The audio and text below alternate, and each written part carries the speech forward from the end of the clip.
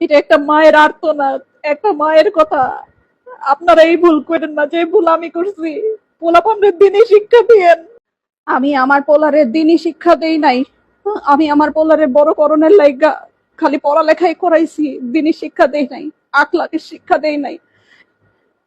10-12টা coaching করাইছি, teacher রেখা পড়াইছি, স্কুলে নিছি, মাদ্রাসায় নেই নাই, কোরআনের শিক্ষা তারে দেই নাই।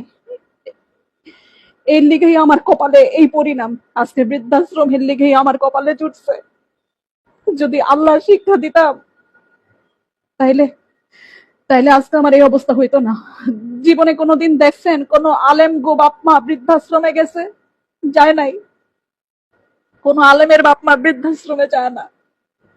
যায় আমগো মতো যারা বাপ মা স্বশিক্ষায় শিক্ষিত কইরা উচ্চতর ডিগ্রি দেই, তাগো পোলাপানরাই এক সময় বড় হইয়া চক্ষু ফুইটা যায়। আর তাগো পোলাপানরাই বাপ মারে পাঠায় বৃদ্ধাশ্রমে। আর নাইলে সুদূরে গিয়া বইসা থাকে, বাপ মার খেয়াল রাখে না, খালি নিজেরটা বুঝে। পোলাপানরে আল্লাহর রাস্তায় পাঠায়েন, উচ্চ শিক্ষায় শিক্ষিত কইরেন, কিন্তু ধর্ম শিক্ষা দিয়েন। ধর্ম শিক্ষা না দিলে পোলাপান কোনোদিন বাপ মার মর্যাদা বুঝে না, কোনোদিনও বুঝে না। মনে রাখেন।